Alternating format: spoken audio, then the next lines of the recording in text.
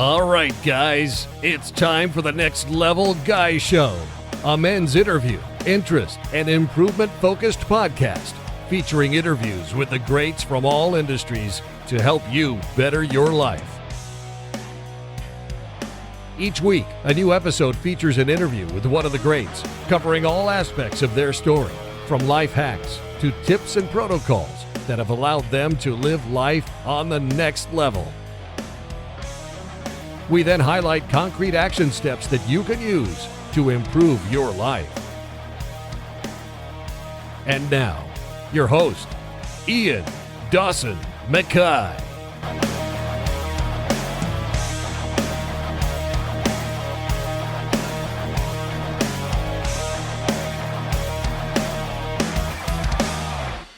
And today's guest is Michael Bernoff. Michael is a speaker, successful author, and a results coach who has the powerful ability to tap into virtually anyone's motivation strategy, building charisma, influence, and connection.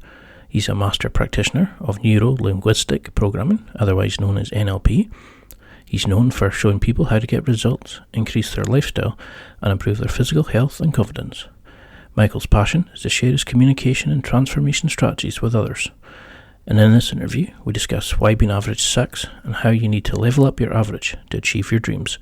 We chat about goal setting, motivation, mindset hacks, stop holding yourself back, and so much more. This was the interview that helped me deal with some bullshit I've been using to stop myself achieving my bigger goals and leveling up my life. Partway through this, Michael actually sorts some issues I have live, and you see him in action. He's not like most life coaches. He's a real and effective coach with the ability to really help you. I definitely want a round 2 with Michael, and will be looking to take part in his call to action, as I truly see this as a life-changing event, and will encourage you to sign up for it too. The link is in the show notes, and now let's get to the interview. Thank you so much for doing this. I'm really impressed. Like I said to you earlier, when I initially saw you're a life coach, I thought, oh, here we go again. But I love your material. When I started reading into it, and actually I thought, you get it. You seem to understand, where guys go wrong, how to fix it. And you actually get results, which is rare in the life coaching industry. But for people who don't know your name, and your awesome book, could you just give a little intro, explain to the people listening who you are and why you're so successful? I could start as simple as this, Ian. I'm Michael Bernoff. We'll start there as my physical name, but that's not gonna move you as much as what we do. I own a company here in the States. It's an organization that's called the Human Communications Institute, and we believe that communication is the most underdeveloped and underutilized asset that we have as human beings. So, with everything going on in the world right now, from COVID to political unrest worldwide to divorce issues and family, everything, communication, man, is nothing that we've been teaching ever. And we're an organization that believes that if you can master that, and accept the power of your own influence, you can do masterful things in this world. So life coach is a cheap shortcut word to explain what we do. But at the end of the day, I'd consider myself as a person that helps people get what they want by unraveling what works in life and making their life work right. So there's the quick version of something I've been doing for almost 20 years. The coach 20 years ago was a guy with a whistle in their mouth when I first got started. Because that was the thing, though. I didn't consider what you did as life coaching. Nope. It did, because when you see life coach, you get that initial kind of, oh, here we go, that kind of namby-pamby stuff. But you had this way of, you start talking about averages, and I thought, okay, this is interesting. Yep. And then you kind of really dialed into things I never really considered about the average of your approach to food, to business, Yep. to friendship. That's the kind of stuff, or the language and the communication towards food, towards business. And these were kind of like, oh, this is interesting. Oh, you saw the food video, I can tell. Yeah, that's a life changer. And as I started diving deeper and deeper into it, I was thinking, this all makes sense. And I could see how people could understand this. But could you go into a little bit about, have you really kind of delved into people's childhoods to see how it affects how they shape them, their confidence, their approach to these things, why we kind of fall into that comfort zone of our average of, yeah, I'll do. Yeah, I don't want to push it either side. Yep. Does it, have you found a reason why most guys sit in the quiet life? Yeah, it's really simple, and it happened by accident. And we can dig back as far as we want to go. I've helped everyone from college athletes and professional athletes that are stuck in a slump to relationship challenges to abuse and neglect to trauma to getting people over tics and twitches. I've done it all. And here's what happens. This is life. I'm going to explain it in a nutshell, Ian, so everybody can hear this effectively for themselves. Is everybody gets to a point in their life where they say never again. Like, I got to ask you, have you ever got there, Ian? Like, you ever said to yourself, never again? Like, first off, how'd you start the podcast? Like, nobody wakes up in the morning and says, oh, I can't wait to do a podcast. Like, how did you start this? Like, what were you doing prior? Oh, that was for me. It was never again am I sitting in a pub, bored at my brain, drinking, listening to the same conversations. Never again am I having the same, let's just say, head case girlfriend. Yep. I mean, there were so many never agains that came. So when you did a never again, this is what happens to all human beings. This is fascinating. This is the issue with most people's lives. The problem is you're doing well. This is most people's issue, is even if they're doing not what they want, they're doing well. And the reason I say well is everyone gets to a point in their life where they say never again. And in that moment, what they do is they accept, hey, I'm not where I want to be. And then they dream for a second. Oh, I don't want to be in this crappy relationship, treated like crap with a psycho woman or psycho guy, right? Never again. And then you draw this picture in the distance of what you want. You don't really draw a plan on how you're going to get it. You just get excited that you want it. And then you live your life bouncing back between walls of, here's what I don't want. You never go back again. Here's what I do want. This is what I'm aiming at. And you live in the middle. So what happens is it's all fine and dandy and groovy, as they said in the 70s. It's all wonderful for years. And then 5 years goes by and you're like, why am I not where I want to be? And you don't realize that 5 years ago, this would have been a great place to get to. Like, you're not with the psycho girl anymore. You're not making only $100,000 a year US dollars anymore. You're doing better than you used to do. Congratulations. But what happened is, spur of the moment, randomly, you decided to change your life and you didn't really think it through. So this is what happens for most people, is you finally see it in business a lot and with people's bodies. They finally get a better life than the one they have, but unfortunately it's not the one that they wanted. And then they get frustrated and stuck and they didn't realize, wait a second, I forgot to reset my average. I'm doing better than I used to do, but I'm not where I want to be. And that's where most people screw everything up. Because that was what really blew me away. Because I didn't want to kind of lead you into that or anything like that. Because when you first said that, it was like this sort of epiphany of like, holy shit. That's, it made sense. Because I was making the affiliate sales, but not a lot. I was getting some great guests, but then I wasn't sure how to promote it. I was kind of like living a better life because I was speaking to all these amazing guys like yourself. But then I was like, I wasn't resetting it. I was still the old Ian hanging on, just doing, excelling in some bits. Yeah. So could you go into a little bit of what, like, when you mean the term averages, how do you mean that in terms of it? And how do we use these to kind of shape our lives, or, the invisible scripts that we live our life by? Yep. I mean, this is what most people don't recognize. So I read a book called Average Sucks. And it's funny because we live in this egotistical world with a lot of people like, oh, you're right. Damn straight, man. Average sucks. You're right, man. You need a Lamborghini, Ferrari. And I'll humor those people. And then when they start reading the book, they're like, wait a second. He's talking about me. He's calling me average. And I don't think any human being is average. What I do believe is that we live our average on a regular basis. So if I were to take anyone listening to this right now, entrepreneur, work for someone, help them build their company, mom, dad, sister, brother, anybody hearing this for whatever reason, everybody has an average. You have an average of about what you make every year. You have an average about how many times you work out, how many times you have sex a year. Like, if you looked at your year, you have about an average of everything we do, give or take 5 or 10%. So here's what's crazy. The average person could sit on their ass for 6 months, do nothing. And in the last 6 months of the year, get back to where they were the year prior, because that's what they're set at. So what happens is, I'll watch people do this because, and a lot of entrepreneurs listen to this, it's very entrepreneurial, correct? That are going to be listening to this show. So you go into business for yourself. You say, oh, I want to prove a point. I want financial freedom. I want to be my own boss. And then a decade later in business, they're making $1 million a year. They're barely getting by, but they are their own boss. They are, they got financial freedom, kind of, right? And nobody could tell them what to do.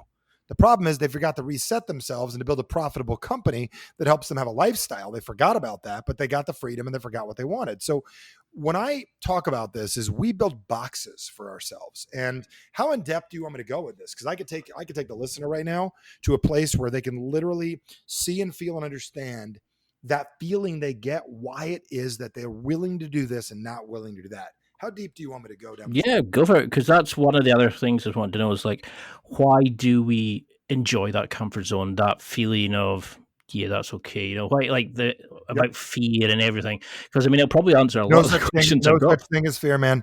Fear is a misrepresentation of an emotion we don't understand. We've been sold a bunch of nonsense. Fear is a way of explaining you're about to do something that you're not that comfortable with, that you don't have a pattern or program for.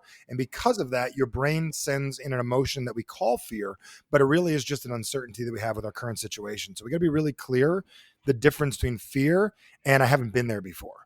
Because a Navy SEAL walking into battle does not feel the same fear of my grandma walking on the battlefield. Do you know what I'm saying? Totally different animal. So, I mean, that's another example of it was the fact that you looked at like what people have about what they actually want, and you know, there was just so much great stuff there, and this is why I was so keen to get you on. Like ideas like that. So yeah, go as deep as you want because I love this stuff. So here's what happens. Everyone listening right now got to a point in their life where they said, never again. I don't care. You got picked on in school, never again. You're dating someone you don't want, and never again. So like I said, you build a wall behind you that says never go again. And you mean it. Like, I'm never going to make under 6 figures again. I'm never going to go back to a PC again. I'm a Mac person now. I spend $3,000 on a computer. That's who I am, right? Never again am I going to struggle. And you mean it, which is really great. And then you build a wall in front of you of, here's what I want. And it's crystal clear. You can see through it. And on the other side of the wall is everything you want. You don't actually get it. You just want it. And that's a big difference, like difference between wanting it and getting it.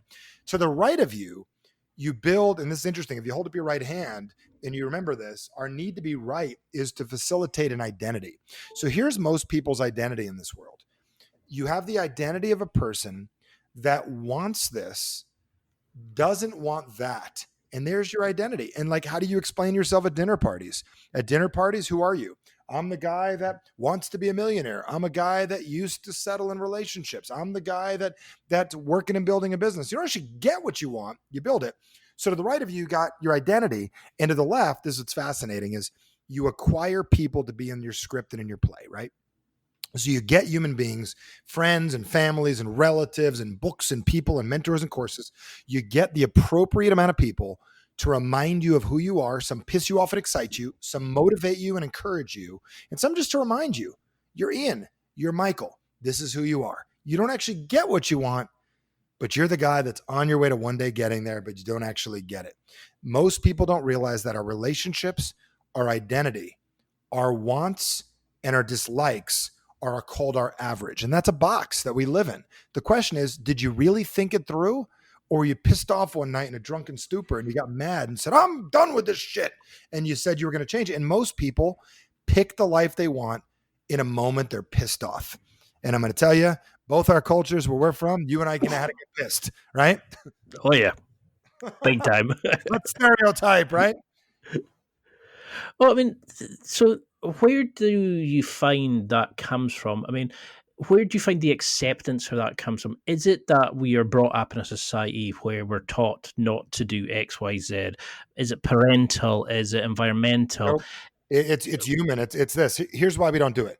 Because in order to become a millionaire, if you make $100,000 a year, you need to admit that what you have is not good enough. And it's painful to your current identity. Remember, your identity is necessary. So we do things that are constant to our current way of thinking. So if you see yourself as, oh, okay, I'm Michael and I'm a guy that wants to make 10 million and I only make 1, but one day I'll make 10. In order to make 20, you need to admit your current goal's not good enough. And that's scary. Like, do you know that, I'll give it this way. This is a good way to look at it, right? You ever look at your bank account? We all do this. You look at your bank account and it's like, God, where does it all go? I've said that before. You ever said that? What the hell? Where does it all go? All the time. Or you look at your watch and go, where did the time go? Or like you look at your neighbor, you look on Facebook, go, what the hell? They're in the same business I'm in. They got a Ferrari, a beach house. Well, what are they doing? I'm not doing. Or you look down at your waist and it's like you could squeeze a couple pounds. I got a little extra there. You feel a little bit bad, right? So here's the problem people have. They don't realize that there's a disconnect between your brain and your body actually doing things. So your body's trying to get your attention. It's like, look, man, hey, yo, I'm trying to show you stuff. You see this Ferrari, you see the beach house, you see that love life. Hey, look at this show. See how in love they are? You should have that too. So what happens is when you look at your bank account and it's not where you want it to be and you feel depressed, that depression, your body wants you to feel that because it's saying, listen, asshole, hey, you, I'm trying to get your attention. You're not hearing me. Yo, you, hey, you need to change. I'm poking you. You're not hearing me. Don't tolerate this change. Or when you're jealous because your neighbor's doing better, that's telling you you could do it too. Go ask them. Or that extra 10 pounds in your body, you should be thrilled it's there. That is your built-in trainer saying, time to work out. Most people don't recognize is we're misreading the messages that we're getting, and we're learning to tolerate. Like, you ever drank a bunch? I don't drink anymore, but you ever drank so much you got a hangover? Yeah. Yeah. Okay. Everybody has at some point. I was about to say, pretty much every day. Yesterday, right? And what's interesting is, you know why hangover's there? It's a very simple reason. Because you were a moron last night. That's why a hangover's there. It's not there to beat. So you're not, well, I'll have 2 glasses of water in between. I'll have some zinc and I'll have some carbon, and it'll make it better. Or like, that's what I'll do. It's ridiculous. Charcoal and water. The reason you got a hangover is you were an idiot last night. You drank too much. Accept it. Don't do that again. But what most people do is they try to beat it. And this is the crazy part Ian, people are doing is they're trying to live by what their parents told them. Work hard, push your way through the wall, and you'll get through it. And this is where you get a bloody head, a bloody shoulder, burnt out, and quitters in this world. That's not how you get what you want. Well, because I interviewed a guy called Brent Smith. I think it was like my second ever interview. That sounds very American. Brent Smith. I like it. Well, what he talked about, was the first time I ever heard it, was the idea of changing your story. You know, that if you didn't like the story about yourself, you could just change it. And I always imagined like our personalities were ingrained, and, you know, you couldn't do a change from X to Y without some amazingly deep and, you know, really hurtful kind of transformation, or really, you know, like major steps. But he was like, no, you just can change it. You know, do you agree with that kind of thing, that we tell ourselves a story that we can't be the guy that's there? Is that a way of hiding from our ego, that we can kind of justify it to ourselves, that, oh, they cheat on their taxes, that's why they've got a better car than me. Oh, that guy's just lucky. You know, is that the sort of damaging things that guys do? We use like this kind of language where we try to, you know, teach to lessen the burden of actually saying, no, we could be that person, we could go get it, but it's easier just to go, well, he's jammy, he's fluky, whatever it is. Yep. So bottom line is, your identity is your story, and when you go to bed at night, we have all the intentions in the world of changing our lives. You change your story. Oh man, tomorrow, like changing your story is, hey, tomorrow morning I'm going to work out, right? I work out next to a gym where the greatest MMA fighters in the world train, right? I don't know how much you're familiar with all that, but they all train next door, right? And what's interesting is they've got a story of how they live their lives, of what's going to happen. So a person says, you know what I'm going to do? I'm going to wake up tomorrow. I'm going to exercise. That's going to be my difference. That's my difference maker. That's my identity, right? I'm going to change that. And you go to bed, you wash your face, you get ready for bed, and you take off your current script of who you were today, and you put it over what you're going to do tomorrow. And you wake up in the morning and go, who do I want to be today? And the first thing you see is who you were yesterday. It's not because you're lazy. It's because it's comfortable. And that's what it is that you want. So the gentleman Brent you had on, it makes sense to change your story. I'm also going to tell you, in order to change your story, there's this wall in front of you. What do you do when you got a wall? Well, you got a few options. You can build a ladder. You can outgrow the wall and step on over it, which I think is genius. That's what personal development's all about. That's what my book Average Sucks, which I highly recommend everybody get. You can get it anywhere in the world to get the book. But also, you have to ask for help. And that's one of the things. You want to get over the wall, you've got to ask for help. And most people are not good at asking for help, not good at admitting they're not where they want to be.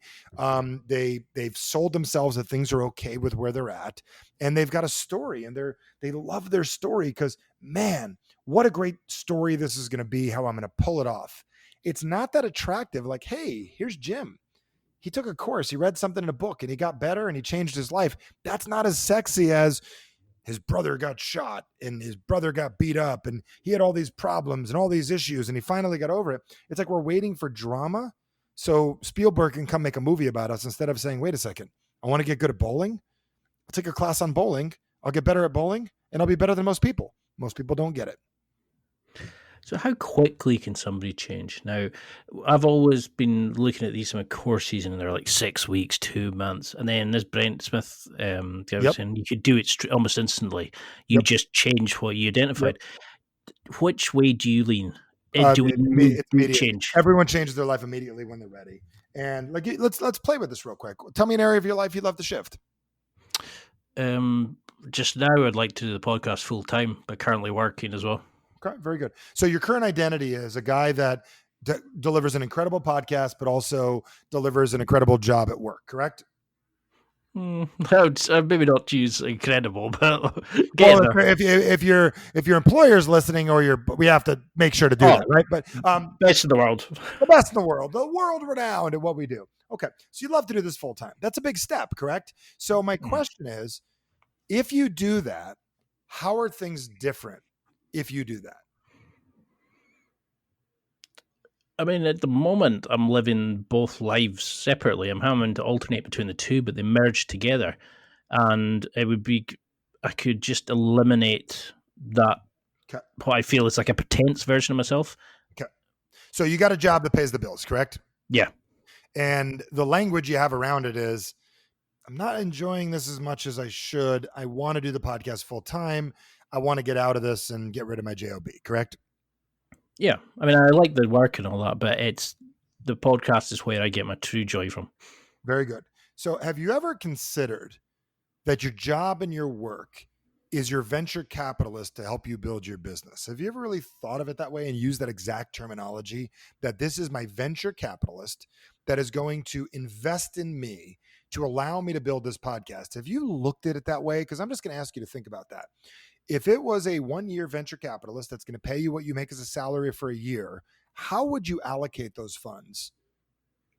I mean, I have looked at it in terms of, this is my business, this is, to pay the bills, and then this would allow me to fund, the Lisbon, the hosting. Literally, if you were to say your job is your venture capitalist, that's all it is. It requires some time, it delivers money, and it is funding your podcast.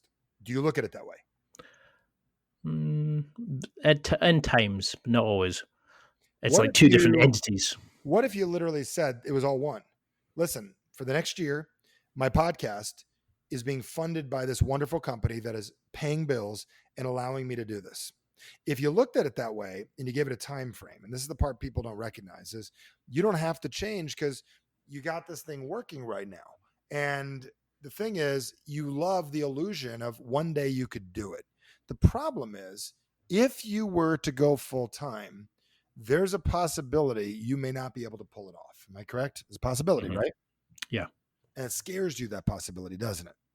Oh, I think that's what stops a lot of people doing anything. Okay. So let me ask you this question.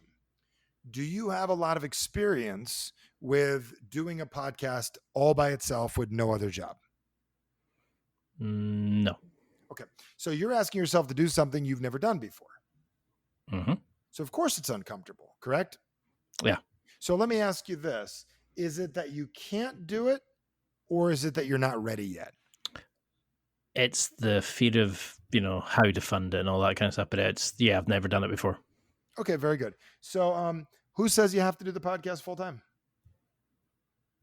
No, it's just it's one of those sort of, it's like you're saying, it's the want rather than what's achievable. Or so do you want to do the podcast full time, or is it that you don't want the job anymore? I'm not entirely sure, to be honest, because I quite enjoy both, but the podcast is definitely the preferable one. I would like to do it full time. Okay. So do you know that if you quit your job, you'll be very stressed out, and when you get really stressed out, you'll be worried and your podcast will not go as well? You understand that, right? Yeah. Okay. So what if you don't have to put so much pressure on yourself and just say, hey, I'm going to build this thing up. I'm going to find a way to do it. I don't need to quit my job. I'm going to build it up so I have no time to go back to my job. So have you ever thought about, I'm going to find a way to get so busy with the podcast that I can't afford to do my job anymore? Have you ever looked at it that way? I've kind of done that with all my free time, but I've never actually identified it as such.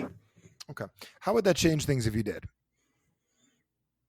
I definitely like that way of thinking, because that's definitely a kind of, it's identifying and putting a label to an action rather than just doing it. So here's the issue that we have as human beings. Let's just say you quit the job. What are you working, 40 hours a week? Something like that. Okay. You quit your job. How many hours a week you do the podcast? If I quit it, all the time. Okay. All the time? Well, I'd be sleeping, eating, and shitting, but bye. Okay. I got it. But what about 20 hours a week, 30 hours a week? Something like that, yeah. Okay. What would you do with the rest of your time if you got rid of the job? I mean, there's all the sorts of there's the interviewing guests, research, and all that kind of stuff. So I suppose all that kind of things, Okay. All right. and Okay. courses and networking and connecting and things like that. I just want to get that data. I'll have an answer before the end of the show. I just needed to pick up that little bit of backstory from you, and we'll talk a little more. So here's my recommendation. Don't do it full time. Don't do it anytime soon. And the reason why I'm going to say don't do it anytime soon is you really want to. So I'm going to recommend for the next couple of weeks, you tell yourself, I have no interest in doing this full time at all. And I'm going to just do my job. I'm going to do this part time. I'm going to live with that for a little bit. The problem is you're what's called reverse polarity. Do you know what that means? No. When you tell you can't do something, if I said to you, you'll never get this listed as a #1 podcast, what does that make you do, Ian? It actually makes me go negative because I immediately go, yeah, you're probably right. And it seems like a family trait, unfortunately. Very good. So the reason I bring this up with the reverse polarity is you tell somebody that they can't do something and they go the opposite. So it's you're not going to be able to make this work. So if I could build you up and we could make it a fantasy to do. So what if I said that your job right now, the reason the podcast is here, it's to build a part of you that it's time to build up. It's here to build your confidence because you seem like a very confident guy. But if you were more confident, would you be doing different things with your podcast? Yeah, definitely. So is this a job, a quitting issue, or a confidence challenge? It's definitely a confidence at the moment. I feel like at work, because you're, it's automatic, the role, Yep. but because you're paid to do it, you bring your A game. Yep. Whereas with it's your personal side of things, you kind of go, like you're saying, it's the average. It'll do. It's, you don't bring the same level of attitude and gumph as you would if it was your full-time gig, so to speak. Got it. So the podcast still hasn't seen the full version of you, correct? I definitely not know. Okay. I'd say I hold back 6 foot. Okay. 6'3". 6'3". Okay, I'm 6'6". A guy says to me years ago, "How tall are you, Michael?" I said, "I'm 6'6". He goes, "Why don't you start acting like it?" I said, "Oh wow, that's a lot." So you live in your life about 5'5"? Probably. I'm definitely hiding in the shadows. I've always been quite shy and I identified as depressed and all that kind of stuff. But I'm realizing now realizing now the bullshit behind that while doing the podcast. I love it. So this is great. We're getting it out there on the air and anyone can relate to all of this stuff. Here's the deal. If you got the podcast going, you would be vulnerable to the world and be responsible for making it work. Currently, you don't have to be successful with the podcast and it doesn't have to work. It's just a fun little project you're working on, correct? And helping a lot of people. Definitely, yeah. Very good. So you're not ready to be fully responsible yet, are you? No, it's easy to hide in the case of, it doesn't need to go out. It can. Great. So this is your average. And that's fantastic. I love this. This is great. So keep on asking, hold that thought, live with that for a minute. And by the time we're done, we're going to have a solution here by the time we're done today for you and everyone else listening. Yeah, sounds good. But you want the answer now, don't you? No, I was just thinking it does make a lot of sense because it's something I have thought about recently was how when I do come to these, like the approach to these things, I always feel like I'm holding back. Like there's a certain level of me that's just sitting there. Your identity is a guy. If I were to like if I got on Facebook and I downloaded your algorithms, Instagram, whatever you're on, TikToks, whatever, Twitters, LinkedIn's, everything, and I downloaded your life story. The life story would be, here is a guy that has a dream that is totally capable that one day will get there. That's your story, correct? Mm-hmm.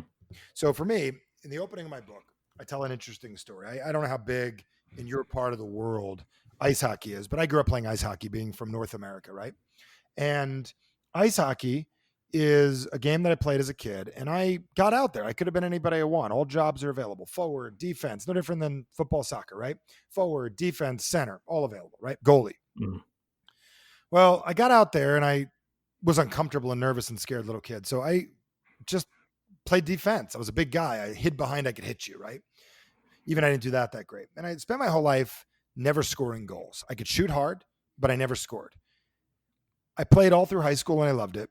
Stopped in college, coached kids in my 30s, picked it up again. I'm about 40 years old. I'm sitting there at 40 years old and I get out there to play and I pass the puck and I play decently. And then one day I look, I go, wait a second. How come I don't score any goals? I've scored like 5 goals my entire life total. Like I've played so much hockey and I've never scored goals. Why don't I score?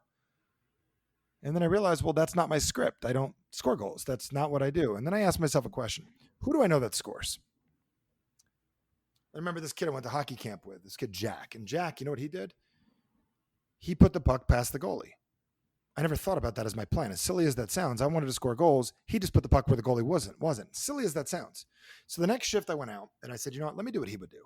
And I shot the puck, put the puck in the net. I said, that's interesting.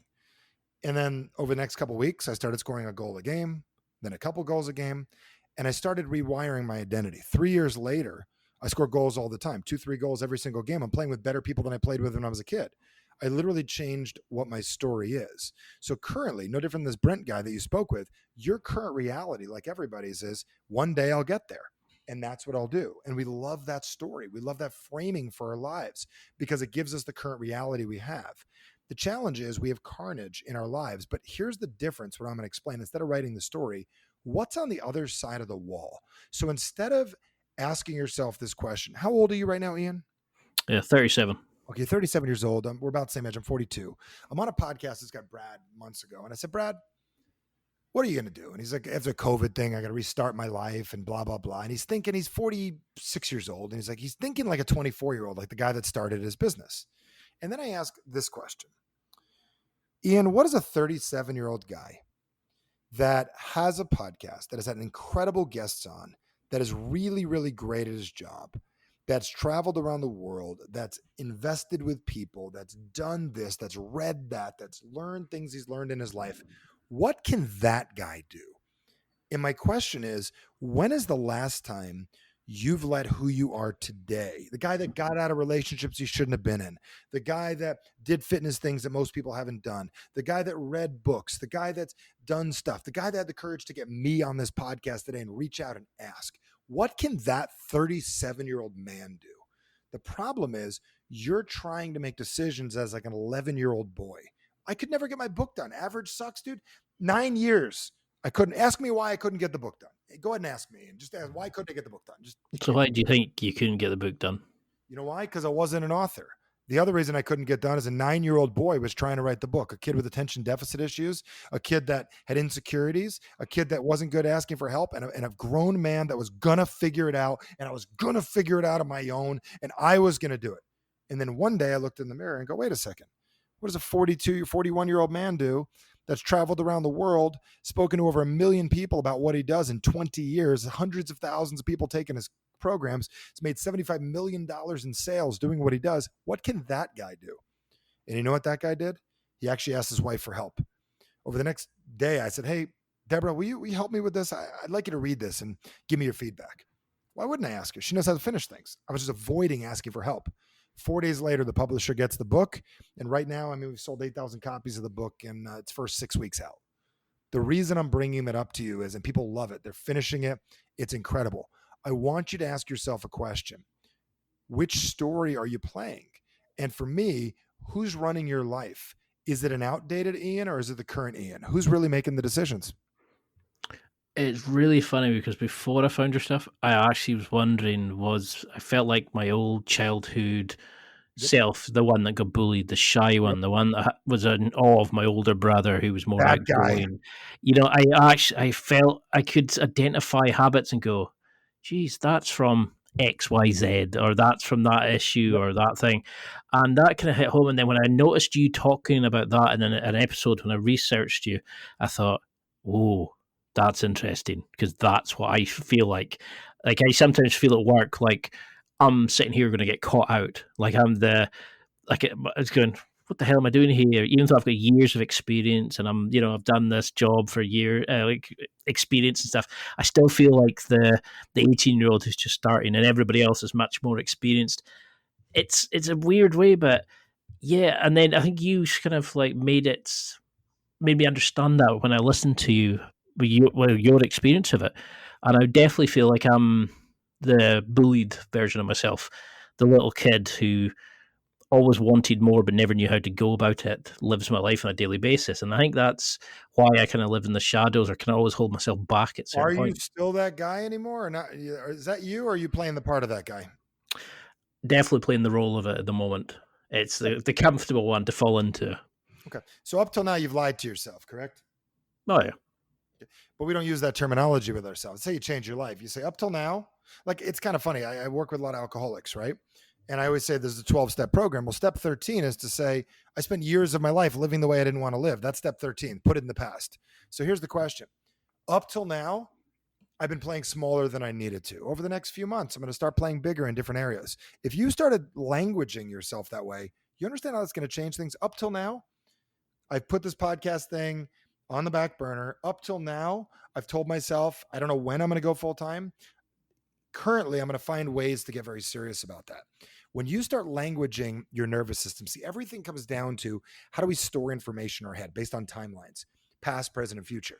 So right now, you want to say up till now, which puts it in the past, I've had challenges with really taking this seriously. Currently, I'm finding ways to build more confidence and get this done. So in the future, I'm doing this full time. Do you understand the timeline there? It's like you got this mumble jumble timeline because of psychological trauma you've had in your life. So it's like somebody came in and dumped all your dominoes on the floor and they're unorganized, or your cards, right? Pick them up, put them in order. In the past, you're getting this, buddy. You're getting it, aren't you? It makes so much sense, and it was like I was kind of chipping away and seeing it, but then you're kind of like taking it and organizing it and making sense of it. And this is why I think what you're doing, it's like, so I was just blown away by what you're doing, because I was like, fuck, that actually can't help. Like, I just got to go, whoa. And I did get deeper and deeper. I was like, Jesus, this is awesome. Like, and I've blown up other people by going, oh yeah, it's good stuff, and but your stuff was like, okay, fuck, this is I wouldn't mind going to this, like, and find out more about it, because I mean, I don't know if you've taken call to action yet. Take my program. I'm giving away free right now. You just go to theactioncall.com. You or anybody, I'm giving away 5 days live with me. I mean, literally working on this stuff. That's literally people that are not where they want to be. So it's theactioncall.com. I don't care if you're from a Kiwi. I don't care if you're Australian. It doesn't matter if you're from London, Scotland, Russia, Congo. It doesn't matter anywhere in the United States, Canada. We work with everybody. As long as you're not where you want to be and you got somewhere else you want to be, I can help you. And do you see this in everybody? I mean, is when you speak to your clients, do you see that sort of core, like, little child version of themselves hidden away? Are people, do you see a lot of fakeness in the confident people? Do me a favor right now. I want you to say this out loud. I can't see you physically, but I want everyone that listen to do this. Say this. In the past, I have not taken this podcast as seriously as I needed to. I want you to say that. In the past, I've definitely not taken this podcast as serious as I could or should. Okay. Then I want you to say, currently, I'm going to work on ways of becoming more confident with it. Well, I am currently working on ways to become more confident with it. Did you feel your eyes start to shift? Yeah. You felt it, didn't you? Your eyes shifted, didn't they? The reason is you store the past in your brain in a specific place. You store the current right in front of you. We need to tell ourselves who's running our lives. Currently, I'm finding more and more ways to take this more seriously. So then your brain goes, God, that must be important. Put that in the front file. Past, hide that shit. You getting this? Because remember, it was up and left when you access your brain. Oh, you're an NLP guy. I like it. Yeah. I remember that thing where they were saying that if you're walking and feeling, like in your head, you're going negative, look up to the horizon, because you can't go into the past by looking, your eyes have to go down to access memories. I can't remember. It was something really interesting. And I thought, up to the right is recalling. Up to the right is creating new feelings. Up to the left is remembering good memories, right? So if you want to remember where you left your keys, you look up to the left. Look down to the right is kinesthetic. It's feeling oriented. Look down to the left is your digital auditory, and then back and forth is your verbal cues. But the point, you want to memorize a song, you look up to left, and then you turn your head to the left, centered. It's where we store all our information. But on top of that, there's past, present, and future. So we need to say, man, I have trouble working out. I say, look, dipshit, you don't have trouble working out. You can't speak for your future. You're not God. Stop it. You can't. You could say, up till now, I've had trouble working out in the past, and currently I'm working on getting better at it. That is how you relanguage your life. Boom, communication. Start there. Everything changes. It's time for a quick break. There are millions of potential products to buy, so how do you know which ones are worth your hard-earned money? Simple. You go to nextlevelguy.com/affiliates and explore those that will transform and improve your life. You'll find deals, listener exclusives, and special offers with some great companies. Recommendations are 100% honest and only on items Ian has tried or believes in. The companies showcased will make you a better man in all areas of your life. Simply go to nextlevelguy.com/affiliates and level up. How do we sort of implement that? I mean, is it a case of the low-hanging fruits? We start the little things, or do you go for the big hitters, that big bits? That depends on what you want, dude. Most people go for the big so they can fail, so they can validate the reality and stay where they're at. You remember that thing the video I put out about food? Remember that language thing I did? About losing weight? Did you catch that video? I'm trying to think. I've watched so many recently. I think so. I think it was the way that they had the language she used about, was it comfort eating or Nutrition, entertainment, and addiction. The second you call food what it is, and you go, because as long as you call it food, that's McDonald's, food you made at home, your mother's cheesecake. I don't know if you have cheesecakes where you live, but you know what I'm saying, right? Yeah. It's all the different things that we eat, right? And they all have different values. Broccoli and McDonald's, they're not the same. Okay. Not a chance. One's really good for you. One's not. So the second you're about to eat, if you look at it as a relationship, see, that's what most people don't recognize. They don't realize food is a relationship.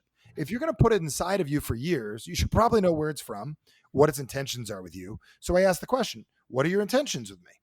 Okay. What's your name? Well, my name is Nutrition. Great. What are your intentions with me? To get you to live a long time and feel good. What's your name? I'm entertainment. So if you eat a whole bag of Doritos, that's entertainment. Okay. That's fine. You eat 2 bags, that's addiction. So what you need to realize is, what are you labeling this? And most people don't recognize we don't label things effectively. You go to the drive-in, you got drive-ins out there, drive-through food, where you drive into like some crappy food you shouldn't eat. You got that out by you? well, in the Highlands, no, but in Glasgow, every street. Yeah, Glasgow, you got your McDonald's and your Taco Bell, your crap that we have, right? Food you shouldn't eat. And it's called food poisoning, I call it. So you drive in and you say, can I have food? So you say, oh, this is semi-healthy. You call it semi-healthy. Your brain labels it as healthy, and then you think that's what you're supposed to be eating. And this is where most people go wrong. We've got to just really ask ourselves, are we using our language as effectively as possible? Are you bad at bowling, or you have not made it a priority? Are you lazy about your podcast, or you really haven't gotten as serious as you needed to yet? Call it what it's supposed to be called, and you'll be amazed how you can recalibrate it. Start anywhere.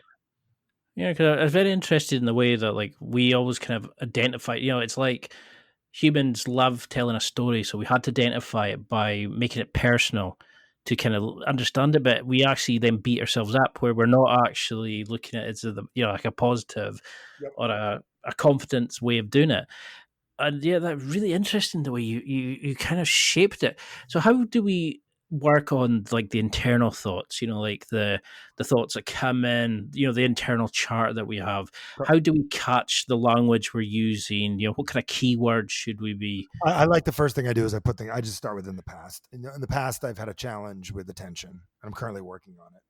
And I like to start there. You got to thought, I'm not good enough. In the past, I've thought I'm not good enough. And I just literally pass that stuff off.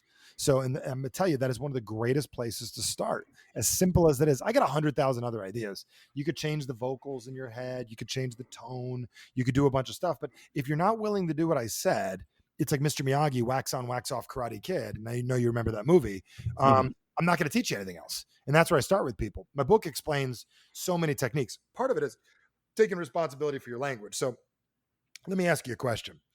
Do you look at this podcast as your responsibility to get this information? Because do you know people are hurting in this world? Oh yeah, definitely. Do you believe that it is your responsibility to do your part? Yeah. And I feel like, even though at the moment I still feel like I'm asking people for the answers to help me as much as other people, but I don't feel like I'm giving it out to everybody, if you know what I mean. Like, I feel like I'm one of the people seeking the help. Currently, you're being mildly selfish. Am I correct? Oh, definitely. And I feel that way sometimes. But do you language it that way? Currently, I'm being selfish. Like, do you even say that to yourself? It's not to be, it's you take the emotion out of it. Currently, I'm being selfish and I'm not sharing my goods with the world. And I'm currently playing smaller than I need to. Do you really talk that clinical with yourself? Because if you do, you could change your life. You could go, oh my God, I beat myself up. I'm not good enough. I'm such a loser. Then you're going to believe it. But if you get clinical and go, okay, I'm going to step out of this. How would an outsider see what's going on? Well, here's what an outsider, because you remember when you started the podcast, you just wanted to have a podcast. That's why you started it. I mean, that's the only reason Yeah. you did it. You didn't start it so it could be world renowned. You started it to have one and you hoped it would be good. And it's great.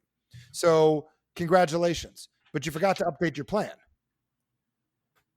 Because, like, I mean, I think a lot of times I'm sitting there thinking, well, that kind of questions are really for scratching my own itch. You know, I kind of talk about it in terms of, I try to put a positive slant on it, but there are times I think, am I not doing as good an interview as I could because I am focused on my area, my perceived slights, my problems to focus on. And yeah, it's definitely something that's come across is how can you avoid bringing your own personal needs in when you're trying to serve an audience. Well, let me ask you a question. What does the word selfish mean to you? I would say it's definitely got the negative connotation of you're just doing it, you know, your own feeding your own needs over the needs of others. So are you a selfish guy? I would like to think not, no. Of course not. So you're playing the wrong part. So basically, up till now, I've been more selfish than I need to. Let's change the chord right now. Let's do it together. What does the audience need to hear? What do you think they want to hear right now? How can we help them? I think they need to hear a live example of seeing it. They're doing it right now, which is great. Because people need to see how it's done. You know, it's easy to read it and say, "Oh, that technique's great," but they need to actually see an example. I feel like, you know, that's why I like going sort of deep with a lot of these kind of questions, because the surface level doesn't help. You need to actually feel or see the proper technique and the pros and cons. And I think, do you believe that you have an unorganized timeline in your brain that sometimes you act like a 9-year-old, sometimes you act like a 37-year-old and you get confused? Oh, daily. Okay, great. Own it. But you never thought of it like that before, did you? Not until I started reading up on your stuff. Very good. So currently, you know what I'm doing? I'm going to be organizing my timeline. I spent a large portion of my life in the past acting like a 12-year-old, and that's okay. Currently, right now, I'm working on being 37, and by the time I'm 40, I'll be living my full life. That's great. Next few years, I've got this thing. It's a totally different animal, isn't it? Learning to take the emotion out of it and then add the emotion when you need it. So how then do we take out the emotion when it's, because I used to have a problem with really bad jealousy. Okay. When I broke up with exes, I could remember feeling like the worst pain in the world. And then I remember reading about Paul McKenna, where he was on about taking the image in your head, removing the color, shrinking it, putting it black and white. Yep. And that sort of stuff, that blew me away, because I just thought I was stuck with these feelings until I kind of could overcome them. But actually understanding to remove the emotion. But what other tricks would you use? Well, I'm going to take Paul's entire program, or anyone that teaches any of that stuff. I'm going to summarize in 3 words: pictures, sounds, and feelings. Everything in our lives is categories as pictures, sounds, and feelings. Okay. So what I mean by that is that in your brain, you have a picture of the ultimate podcast in your brain, correct? Mm-hmm. You have words associated with it, which have feelings. The second you change any of those 3 things, things shift. Like I say to people, they say, Michael, I'm divorced. And I say, okay, that sucks. When did that happen? They said, 5 years ago. Okay, great. So you're actually single, or you're not, but divorced is a legal term. Currently, you have a different relationship with that same person. Is that correct? That's very true, isn't it? Mm-hmm. When somebody dies, death is something we never get over. They don't come back. Are they dead, or do we have a different relationship with that same person? Because when you lose somebody you love, you still have a relationship with them. It's different. Am I correct? Yeah. I mean, you look at it with rose-tinted specs, but yeah. So here's my question. Which one is more painful, death or the different relationship? Which is more painful? It's Which one? I would say death, but It's way more painful, correct? definitely. So when you change the language, it changes what's going on. So for me, for years, I had trouble working out. I tried to work out. I wanted to work out. I couldn't do it. I played hockey as a kid. I knew how to be in shape. I've been an athlete. Why couldn't I work out? And then I remembered this. When I was a kid, my initial reason for working out, remember, everything comes back to the initial reason, right? I worked out to get in shape, to be tough, to defend myself, to impress women, and be part of a team. 35 years old. At the time, I couldn't work out. Why? Because I'm married. Impressing women's not a good idea, correct? Number two, beating people up at 35, not a good idea. I'm not 16 anymore. Do you know what I'm saying? Number three, I'm not on a team. So workout to me had a neural pathway, which meant that is something you talk about that you don't actually do. Then I signed up for a Spartan race and I found a new word called train. Training had no association in my brain. I like training. Training is working towards something. So Michael Bernoff trains for an effective life. Michael Bernoff never worked out ever again. Do you understand what I just did? I have a new word with a new association. When you change the word, you change the feeling. You getting this? Yeah, I like that because I've done that before where I've kind of changed the terminology I've used. I mean, I used to think I could never do like a sport like martial arts or stuff like that because I'd always be self-conscious. And now I'm a blue belt in Brazilian Jiu-Jitsu. Amazing. But, but in my head, if I look back at that Ian from those years ago, I'm like a grown up when I look at the jiu-jitsu, but I still sometimes pout if somebody taps me. I still sometimes can spend a weekend being really annoyed at something that happened there, and I'm going, what the hell is going on?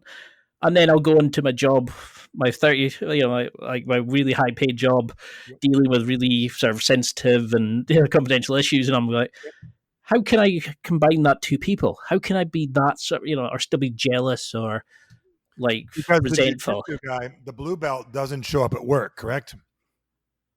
There's times I would hip throw certain people, but yeah, let's. But does the blue belt show up in relationships, confident and strong and poised? Because to become a blue belt, if people don't know what that means, that is beyond a feat. I work with a lot of Did you catch? Did you listen to Mike Goldberg at all on my podcast, the UFC guy? I don't know if you heard him. It's on my list. I've got a heap of your episodes saved. I got through quite a few of them, but you'll love him. And Henry Cejudo, I'm going to have on soon too. I don't know if you know who Henry is.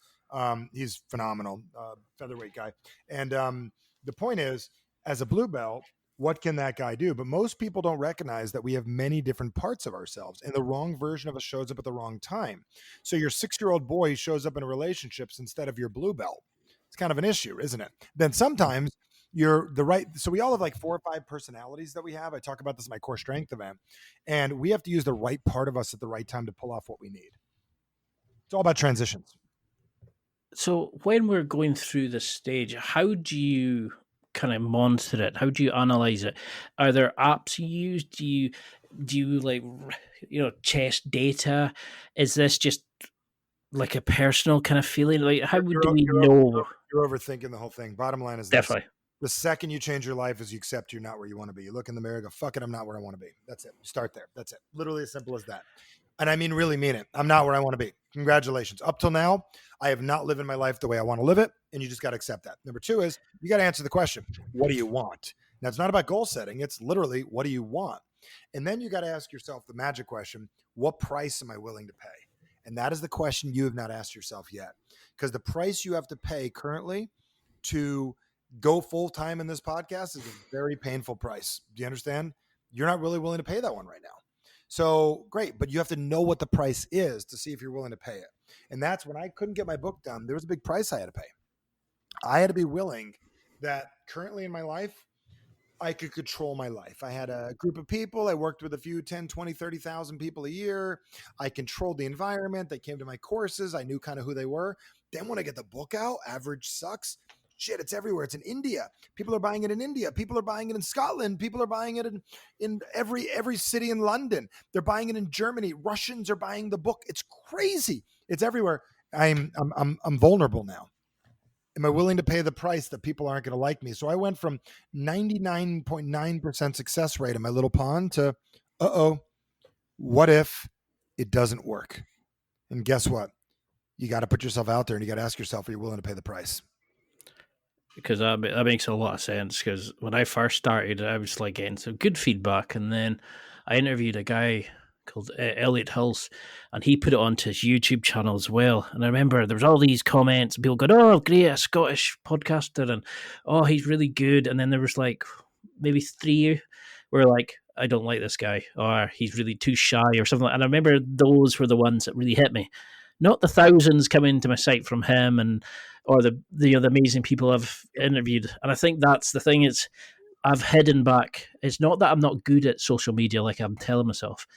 I'm scared of stepping out into the Yeah. light. If you step out, you will be met with those. And this is one thing I learned a long time ago is the brain will hold on to negative longer than a positive because it doesn't want you to experience anymore. The media knows this. That's why during the whole COVID crisis, COVID, political unrest, Black Lives Matters, political unrest, blah, blah, blah, blah, all of it over and over and over again because it's scary and negative. They know that that lasts longer. So when you drive by a car wreck and you see it, you want to memorize the whole thing so you don't actually put yourself in that position. When you have a good experience, your brain remembers it for a couple of minutes because it isn't necessary to remember a good experience. It's really necessary to remember a bad experience. Because remember, your brain's main function is to keep you alive, to look for advantages to make your life better, and to avoid anything that's mildly uncomfortable. That is your brain's main function. So if we make that acceptance that that we're not where we want to be, that we start the work, we start the change, we start getting clinical, we remove the emotion, all these sort of things. Once we start that new average, how do we then make sure we're not at the like a top line of our old average? How do we make sure we keep changing? How we keep evolving, keep developing? Got it. Okay, so this is where the change comes in. And this is the one thing I do, and I really highly recommend if you're still listening to anybody to this point, I make no money telling you this. I mean, we just want to help as many people as we can. Check out our call to action program, calltoactiontime.com. And the reason is I'll explain this in a minute, but you need to commit to a couple of days that you're going to do this. And it's over the phone. It's amazing. But here's the deal. Whenever you say, I want more, you've got to understand the difference between a want and a dream. And the difference between a want and a dream is really, do you want a ladder to get to the top of the building, or do you want to just have a top of the building? And most people are not really, they just want the top of the building. They want the penthouse, but they don't really think about building an elevator or a staircase to get there. And that's our wants. So we need to visit our wants and be willing to work on the part that we need to work on. So let's just say that your next step, you want to go full time in the podcast. Do you have an assistant right now? I've contemplated, but not. What's that? I thought about a virtual assistant and stuff like that. So that would be a next step, correct? Yeah. So I want an assistant. I will start with a virtual assistant, but I want an assistant. If you get an assistant, it'll force you to make more money and make this thing more real, correct? Yeah. It's easier to dream about being Joe Rogan than it is to go get an assistant. It's easier to get the assistant, but it's not sexy to go get the assistant. It's sexy to dream about being Joe Rogan. So the first step is to leave your box and build a new average for yourself. Now I'm Ian with a podcast and an incredible job. That's venture capitalist, build my business. And I have an assistant. Huh. That's a rung on the ladder, isn't it? You getting this? Mm-hmm. Because I was using that excuse of, I would then have to go make money, and I couldn't guarantee I could pay her salary, or more money, buddy. And then you'd say to her or him, the first thing that I want you to do is I want you to figure out how many impressions and stuff we need to get advertisers, and let's get 3 good advertisers on. Here's a good places to start. Talk to a few people. We'll get a couple affiliates in place, and then you're basically going to get her to pay her own salary. Ding, ding, ding. You're getting this, aren't you, buddy? Definitely. It all makes sense when you remove that emotion. And it's like you say, it's when you actually look at the language you're wrapping things up in, and actually take out the emotion and put them into the different categories. Letting the outsider see your life. If you hired me as a consultant to work on your life, I'd see it from the outside, and I wouldn't be emotional about it. It's like the mafia, right? You've seen Sopranos, right? The Godfather, all those movies, right? Yeah. Yeah, definitely. Those are my people, right? So that's what we do. And so bottom line is what they do is they get a guy that's got no association to whack the guy out. So imagine you, like, from an outsider's perspective, who's this guy in? Oh my God.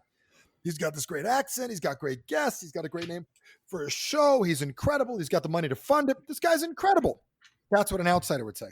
And he's being lazy and he's not following through to the level he needs. What's wrong with this Ian guy, right? That's what the outsider would say. What Ian would say is, well, I don't know. And you sound like Eeyore from Winnie the Pooh. The outsider would be Tigger. You got it? All excited. I know you know Pooh and Tigger, don't you? So the point is, the outsider would Tigger your ass and you're being Eeyore about it and you're missing it. Outsider's perspective. That's why personal development works so well. It's allowing yourself to see it from an outside perspective. I love that. I've never actually heard those characters used for social development, and that just makes perfect sense. And that's what I love about these is when I come away with a statement like that just links, that's just cuts into your brain, and you just remember it in every situation. Yep.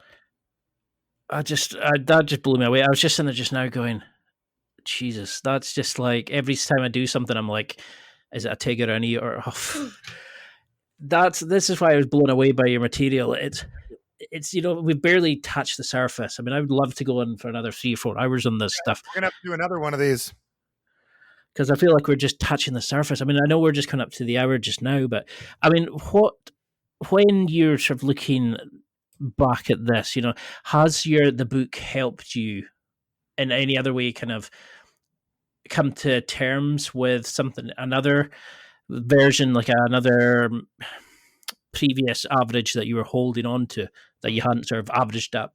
Yep. A, I'm an author now. B, it's a new identity. I'm an author. Correct. I'm an author. Big thing.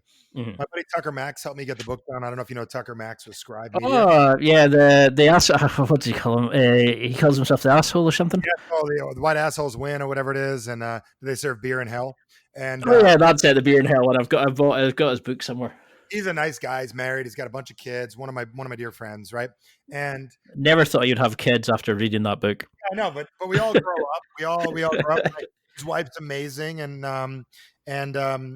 where am I going with this? You said something that made me trigger Tucker. What was it? There was something you said a second ago, and I. Oh, sorry. It was like about how has the book the book helped you come to terms with anything else? I said, you got this thing that helps people get books done. You help publish my book. The first thing you need to get people over the idea is that they can be an author. So I'm Michael. I'm an author. So now I'm an author. And the thing is, the book allows me to be in more places at once. And I love it. So Average Sucks. The book's amazing. Here's why I wrote the book, right? I wanted to write something that was a real physical book that's gorgeous. We put a lot of money into the cover, how it looks. The Kindle's great too. But we wrote a book that was written for people with ADD like me, total hyper, that could finish it in 3 hours and get a shift in their life. So I've had 1,000 people or more out of the about almost 10,000 people that got the book that have already written me back and said, Michael, I finished it.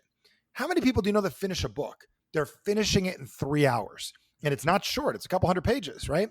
And the point is, it's written to be read, digested, and used. So the book is like me sitting next to you or laying next to you, as weird as that sounds, right? And depending where you're at, and telling you a story about your life, not mine. I wrote it to stop being selfish because I was holding a book inside and I was being an asshole by not getting it out to the world. Well, I love that. And I think that's kind of one of the reason I started the podcast, where I felt like I could give out more. Yes. I could help people with advice and stuff. And I'm still holding it back. And I know I'm probably not serving people as well as I could because I'm holding on to aspects of that. I'm still letting the younger Ian, sort of play on the pitch rather than let him die.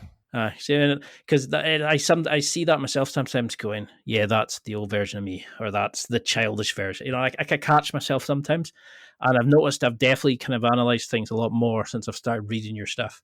I didn't write Average Sucks, and I recommend anybody go to averagesucks.com. You can get it on Amazon. Your listeners are all over the world, right? Worldwide at the moment. Worldwide. Find it in your local market, Barnes and Nobles, Amazon, whatever your Amazon is. And then go to averagesucks.com, and I'm giving away 8 audios that you can listen to. And also I'm giving away my call to action program. It's a $600 program, calltoactiontime.com. It's not a lead thing. It's literally, I'm giving away a class because why would you want to talk about what I can do? Why don't you experience it for 5 days? If you like it, maybe you do some more stuff with me. But literally 5 days, I'm going to work with you live, just like I'm working with Ian right now with a group of people, man. It is badass to say the least. I've been doing it live since 2003.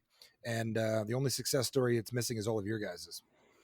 Because just listening to your YouTube, listening to your podcast, the free content, I was like, fuck. It was almost scary because I thought this might mean I actually have to make the changes. You know what I mean? It's easier to buy a book to say I'm going to change. We won't be able to be friends afterwards. I'm an friend.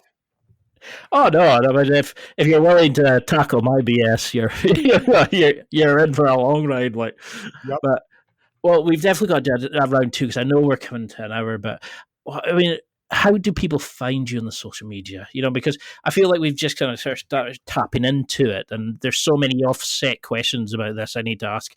But we're everywhere, man. You can find me online, Michael Bernoff, YouTube, Facebook, Instagram. But spend time working with me. Go to calltoactiontime.com with a 2 or a TO and take a risk. Spend a couple minutes with me. Spend a couple minutes filling out a form, see what we got going on, and we'll go on an adventure together. Like you could play on the outside and go watch all my stuff. Check out my podcast, Average Sucks, but definitely get the book, because one thing I learned years ago is if you could spend $20-$30 on a book and turn it into $60, that's genius.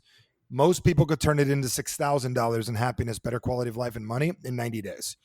Some people are going to turn it into $60,000 worth of happiness, better body, more money, quality of life. Whatever is your desire is, just go into it whatever you want. And if worse comes to worse, you turn 20 into 20, well, that's a hell of an investment. You didn't lose anything. Not a bad place to start. So step up, show up, and do something. And if you like my style, come find me, man. You know where to find me. I'm not going to convince you to become a better life. You got to do the convincing that you matter. You matter. We'll do this.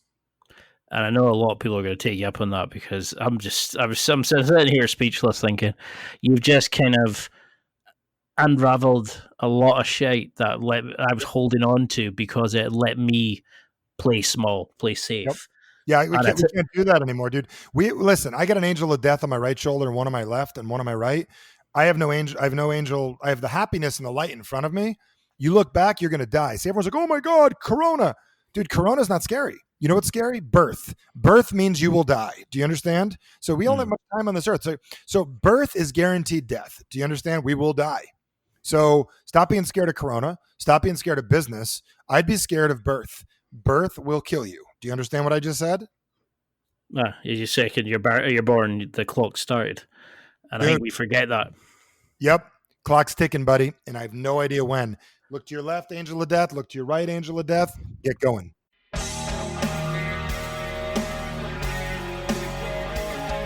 Well, that's it for another week. And thank you for listening. It's now time to take what you've learned and use it to develop and enhance your life with the key points mentioned. Listen, try it, embrace it, use it, and crush it. Now's your time to hit that next level in your life. If you liked this episode, then please leave a comment on the show notes or a review of the show on your podcast platform. Everything helps evolve the show. Until next week, keep seeking the next level in your life.